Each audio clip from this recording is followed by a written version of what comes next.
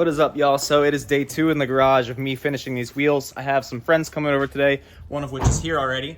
He's driving a Ford. I'm driving a Ford, but I've got a Chevy crew neck on. Probably. Oh, wow. God bless, brother. America. I love that shirt. I need that. Wow, Alex needs that. I got this at like TJ Maxx or something for like $15. That's insane. I saw it in about like my pants. I was like, I'm buying that. Dude, I need that shirt. Oh my God. Yeah, I bought Alex a hat that says Big Block Chevy, but it's spelled like... Is it like Big'em Block Chevy? Yeah. Yeah, Alex was wearing it the other day at my house. So beautiful. That's amazing. Wow. Cool, yeah, brother. Look at that shirt. All right, so Sam came over. He doesn't really have a place to work on his car, so he came over and he's doing brakes today. And he's also going to work on his harness a little bit. Last time he was over here, we were installing a roll bar in this car. So the roll bar is in the car. That was pretty involved. Like 8 hours worth of work. Yeah, it was a lot of work. But, you know, we got that involved. So Sam is a volunteer with NASA Northeast. This is his track car. It is a 4.6 liter Mustang. This will be my second season with them. Couldn't afford to get on track until I learned about the volunteer program. There's a bunch of cool people in it. And I have graduated from running at autocross, finally have some money to put into the car, so NASA was the first place I went. And I've really enjoyed it. I did like, 3 or 4 track weekends last season, and I'm planning on doing much more as long as the car cooperates with me, because my last event last season, I lost my clutch, but that's replaced now. So. All right, so walk us through what you brought here, Sam. Okay, so I have a lot of stuff that I got for a very good price. As you can see, I'm wearing a Hans device for some reason. For safety. I got this and a set of belts for $150 from a coworker, which is obscene. That is an obscene price. I saved like $700-800. You give me Dora the Explorer vibes when you talk on camera. Yeah. Yeah, I mean, I used to do this for a living. No, I like it. It's funny. I have belts to put in. I have all my harness stuff. Never done that before. This car has really crappy 4-piston brakes up front. And I know a guy named Devin, shout out to Devin, who sold me a set of 4-piston Brembos. So I'm going from a 12-inch to a 14-inch rotor, much bigger pads, and then I'm just swapping out the stocks in the rear. I run G-Locks. They're kind of like the go-to for Mustangs, I guess. Got some extremely horrendously expensive brake fluid. What is that, $40 a liter? This was like $56. They raised the price. But apparently you don't have to bleed as often with this stuff, which is why I bought it, because I can be lazy at times. Until you rip a brake line. Exactly. Because it's a track car. Which is why SRF is a scam. I guess FRS. It's not a scam. It's a very good brake fluid. I'm just being overly critical. But I got a bunch of junk in here. I got takeoff rotors that barely have any use to them. That's sick. Okay. So that'll be nice. Saved a couple bucks there. Other than that, yeah, it's just getting the belts in today and getting the brakes done up front. I can do the rears whenever. They're a pain in the ass because they're the twist-in calipers. Yeah, that's easy. Or pistons. I have a crowbar. Yeah, you can do. Exactly. And I have a little tool. So. Okay. You got a tool that's what I'm doing. You fancy. It might not be with me, actually. I might have left I have a crowbar, so we're good. I just use the crowbar. I can hold that for you. Unless you want to go POV. I have to flex the TV every time I start the camera up. Yeah. I got a TV in my garage. I got a TV what in my do you garage. Have? A horse. You got nothing. Or a horse. Jarvis. Hello. So right now so Sam got his car up in the air, as you can see. 3 points. Look at this. 1 point, 2 point, 3 point. On one side. On one side. Do your homework. Big brain. It's smart. All right. So we got, he pulled off the old caliper. That you made quick work of that. I have swapped brakes so many times. It's one thing I can kind of do. Wow. But look, so these are 12s. These are factory 12s. So basically, if you got a track pack Mustang, you would have gotten 373 gears, which I got put in because I was going to autocross with that. Didn't you do that when you had the clutch issue? Yes. I worked at a shop, and they did both of those for me, and it was amazing. So got that done, and the track pack Mustangs also came with the 14-inch factory Brembos, which I bought off of a guy. So that's what's getting swapped on. Nice. So Sam called me over and he said which rotor goes where. So for those of you who don't know, on like a performance car, some of them have directionally vaned rotors. Now, you're not going to be able to see that from the outside of the rotor because the vanes are inside the rotor. That's what vents the air out from behind the hub out into the wheel. the wheel bore. And that's why people run ducting to the center of their hubs so that it can vent it out. Even in a non-directionally vented rotor, it will do that. I, on my race car, run non-directionally vented rotors. Because the directionally vented ones are amazing, but they're like double, triple the cost. These might be directional, just because that vent design looks kind of fancy. So we're gonna figure that out, and then once we figure it out, we're gonna get this side buttoned up, get the other side buttoned up, and then we can move on to harnesses and seat adjustment. And Sam does have a steering wheel, but we can't install it today.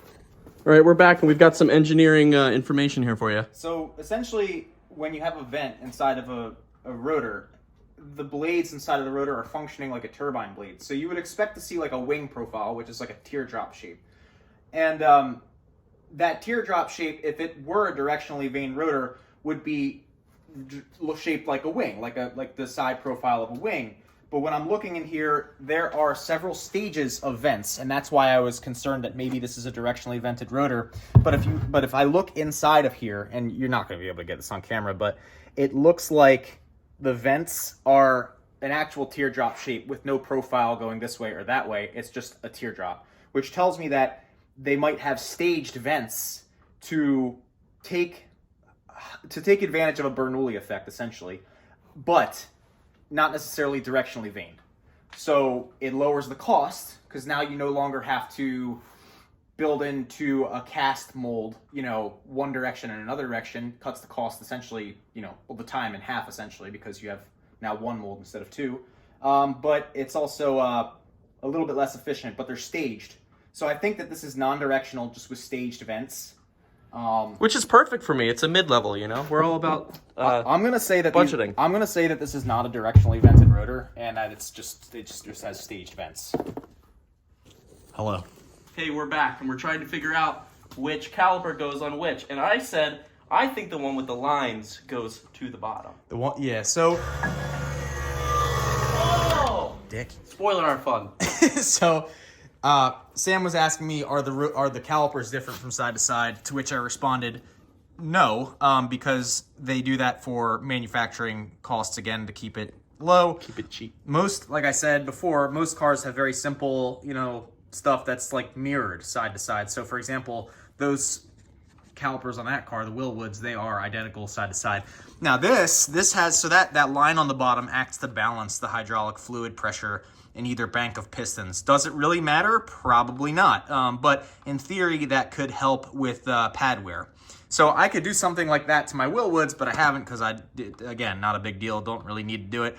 But the idea is you want to be able to bleed the caliper. So if, air rises and water doesn't, and if it did, that would be scary.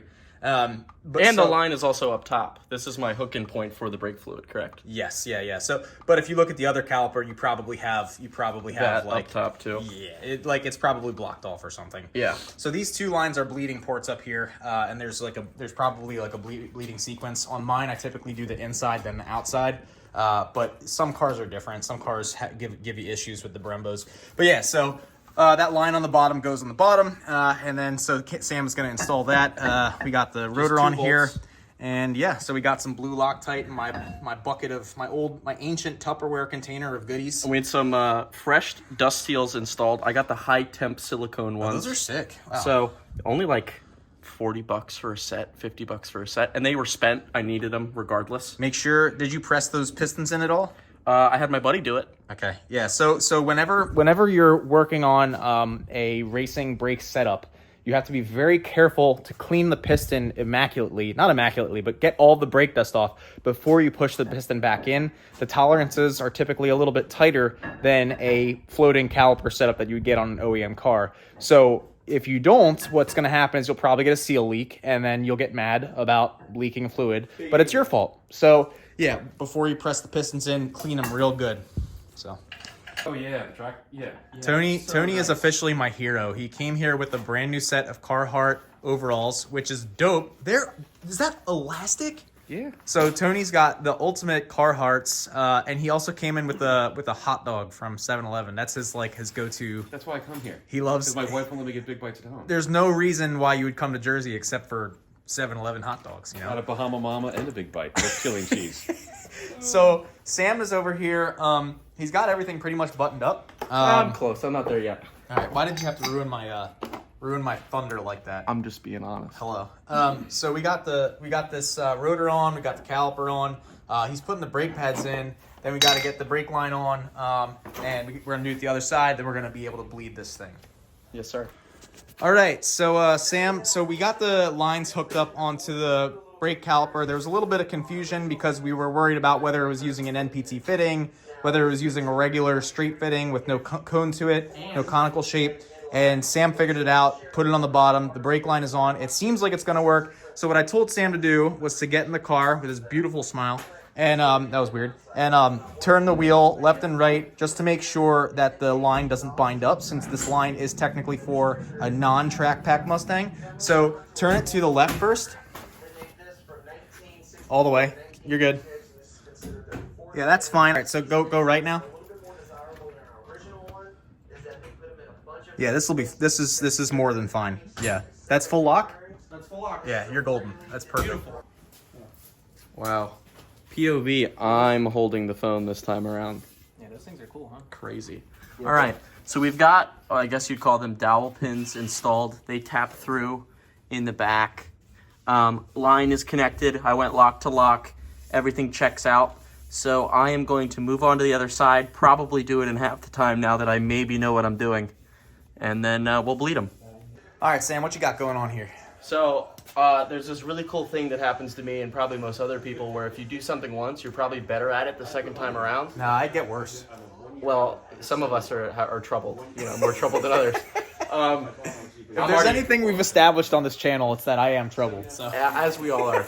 But I'm flying through this, so I'm just putting the two mounting brackets for the caliper on. I've got to grease the back of the pads a little bit, slide them in, get the other line fitting attached on there, and then I got to do the rears, and then we'll bleed them. So we're moving along. It's only 1:30, which is kind of crazy, because I thought I'd be doing this all day, and now that I've said that, something in the rear will probably get up, and it'll take forever, but we'll see. How do I look? You look great. I like the Chevy shirt better though. Chevy, brother. Chevy. Chevy. Real man driver Chevy. Real man driver Chevrolet. This man has elastic suspender overalls. He knows. And I'm budget Dickies over here, so I'm half the man he is. So but you're both taller than me. So anyway, so we got the fronts done. So now we got to get the rear of the car up, Which are the turn-in pistons, which are a pain in the ass. So in order to get this up, the big jack will not fit underneath the rear of this car with how low it sits. So we're gonna take the small jack the back up a little bit, slide the big jack under, get it up. Gonna have the car under 4 jack stands, and then we'll be able to bleed it because all 4 corners will be in the air. Yes, sir. So let's get started on that then. All right, so we have rookie hour over here. Rookie hour over here. I started bleeding the system without topping it off. So we let some air pass through, just to clear things out, just to check some things out in there. You know that's bad, right? Yeah, I do. All right. Are you still holding? Still holding. Opening. It'll be all right. I don't think he will be. You want me to keep Might putting have to some in? bleed the ABS or Close. something. Okay, let me pump it. 1, 2, 3. Holding. Opening. Floor. What's up? Can you just see if, there's little bubbles in the top of this line. But would you pass that or would you keep going? For fluid color? Yeah. Well, no. I mean for air. I don't see any. I don't see any air in there. Okay. Well, all right. Let's pump it once more. All right, hold on, let me pump. Yep. 1, 2, 3. Holding. Opening. Floor. Yeah, that's good. Closed. Hello. All right, you've got. We're faking this. This is the second time we're doing this. You got about a shocker difference. Can you make whoa, do that again? It's the shocker. That's dude. Honda life, You don't bro. know the shocker? Bro, this is not a Honda. You cannot do that. Yeah, about a shocker. Yeah. I'm good with the shocker. Can you make car noises? I am Claudio. Cool, I'm not taking the slider out. All right, so we're done. Pack it up, boys. So we have to put I forget what I was saying. Oh, we have to put harnesses in this car. So we got the brakes all bled. Well, I didn't really do anything. It was Tony and Sam. But yeah, I'm over here just polishing a wheel. So Yeah, we can take my car. As long as there's a safe place to put it. Hey, moving on to seatbelts. We have decided that I'm going to dial a command if I get into an accident on the street. So what we're doing... what we're doing is using the factory hole on the Sparko seat for the lap belts, which means I have to remove the stock seat belt, which probably wouldn't matter much anyway because I don't have an airbag and I'm in a fixed back seat on the street. So yeah, I have a 6-point harness going in. I need to disconnect the wire that tells the car that the seatbelt is functioning correctly, and I don't know if that's going to give me a constant ding light or not, so I'm going to find out. Cool. Sam. Hey. There we go. Yeah. We got some pizza. Screaming hot. Whoa. All right. Too hot to eat? Question mark. Dylan has been working wheels all day. What he really needs right now is a slice. Nice greasy food. Yeah? It's not Philly pizza, but it's all right. It's Jerseyadelphia pizza. This is Jerseyadelphia.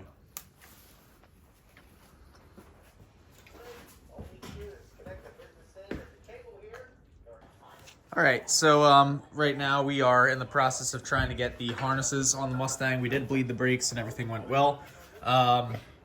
So in order to get the harnesses on, we are looking at the angles for how to properly install lap belts and sub belts, because there are angles to make sure that, Shout out to Grassroots. yeah, to make sure that you're not like doing it wrong, I guess. I can't really technically explain it. But anyway, we're gonna use this little eyelet down here for one of the lap belts. We're gonna drill through the floor somewhere over here for a lap belt. And then we're going to probably have to drill through the floor for the sub belt. Most definitely. Unless there is a mounting provision on the seat bracket. There is below it. We could wrap it through the seat bracket if you're allowed to and cinch it. The thing is, the harness belt or the sub belt needs to go behind you, so it's at an angle back from your waist. It needs to come back towards here. So we'll check. We can check on this if there's a centerpiece to attach it to, but it can't. You don't want to go straight down. You don't want it to go forward. You want to go back. There you have it, folks. It's been a while since I've installed some harnesses, so I am not of much use here aside from filming people. All right, that was annoying. But yeah, it looks like we drilled through the floor. So the lap belts are in, the sub harness is in. So the sub is attached to the seat frame, right? Yes, correct. All right, cool. Because the weird thing about these cars, I don't know how the race, like the spec iron guys do it, because the fuel line and the brake fluid lines are directly below my seat. So I don't know what they drill into, because there is no room to drill into anything. It's highly possible that they just do what I attach the did. sub, yeah. Yeah, because a lot of seat mounts have sub harness mounting. You're technically not supposed to do it, but so right now we got Tony in here. Tony is Tony has been my lifeline. Tony is my lifeline too. He's using his Carhartt powers to help install this harness. So this roll bar has slots in it to guide where the harness goes, which is pretty dope. Mm-hmm. So $400. Drove to Connecticut for that. It's $1,500 new. That was my low buck move of the build, I think. I helped him install it. Yes, so you did. You get all the bolt holes marked and everything. So yeah, but that's where we're at. Ew. Hey, Jibbles. All right, so Tony and Sam got this harness all put in. Looks good to me, Tony. You're supposed to do like a special looping It is. That's of the. about right. So Tony has that right, and Over back and then back over. yeah. So that Tony, should be okay. Tony's got that done. This has got a 2-inch, I think, maybe 1 inch. 2 inch. It's a 2-inch. 2-inch up top here, which goes down to 3-inch. And Sam looks like he's all safe in there. I'm buttoned up, baby. Got some clearance to his head. That's good. With the slider retained, which is cool. Yeah, so he's got a slider in this car. He's got the harnesses in there. And now we just have to figure out if the check engine light or whatever, the brake light, is going to be going off. Or the seatbelt light. Yeah. You know what I was trying to say. I mean, if you... All right, so we are going to wrap it up for the night, but we're going to come back in the morning, and we're going to touch the back of the car. Sam has a tool to adjust the rear calipers, and he also is going to buy some rear calipers for the back of this car. What is up, shorties and shortettes? We are back in the garage for round 2 of Sam's shenanigans. So Sam went and got his brake tool to compress the rear calipers from a storage unit. So we're going to try to compress the rears just because why not? And then if that works, then he'll have new pads in the rear as well. And if it doesn't, then he just knows he needs new calipers, so not a big deal. All right, so here's my fancy little caliper tool. You know, you put pressure on one side, you get the 2 little slots in there because the rears are a turn-in piston, but these are just a Royal PIA to turn in. And I still think they should be replaced. I mean, they can turn in, I would just turn them in. but Lowbuck here thinks we should just turn them in. Yes, the smell of brake clean and tears. It's so good, it makes me feel good inside too, you know, if you're around it enough. But only the stuff they sell in PA, not the stuff they sell in Jersey, I'm pretty sure. The stuff in PA is what really gets you up and up. Do they not sell chlorinated brake clean in Jersey? I don't think they do. Oh, that's why all my brake clean sucks here. I got fresh grease in my slider pins. Slider pins suck. They suck. Fresh grease, new boots. And new rotors. We're new boot goofing. Very New fancy rotors. new rotors. Yeah, I get the coated blanks just because I kind of hate the look of rust. So they're like, these are cheaper. I hate you. Man, kicking my stuff over? So messy. Why are you so messy? You're messier than I am. All right. Terrible. New junk, old junk.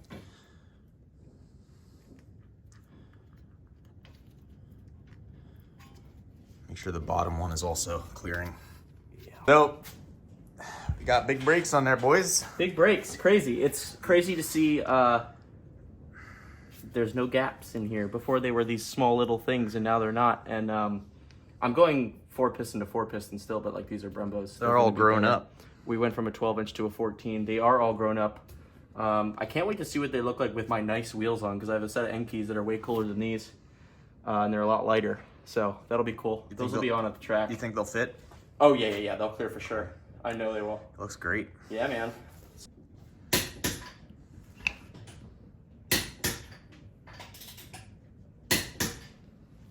Hey, all the lugs are torqued.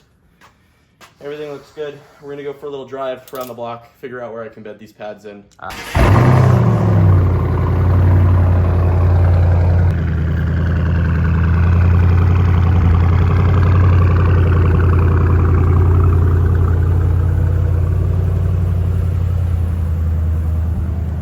All right, boys and girls, so we are going to take this for a test drive just to see if the brakes are okay. How do the brakes feel? A little spongy. Yeah? Yeah. You might have gotten air in the system when you let the master go dry. Yeah. So, worst case scenario, get this on an OBD scan tool to bleed the ABS and do a full bleed of this car. It's probably worst case scenario. Yeah. So, all right, well, brakes are a little spongy, Sam said, so that... Oh, okay, cool. He said they needed to be pumped up. So, we're closing the shop up. Gonna close off the old trusty kerosene heater. And, yeah, we're gonna take a ride.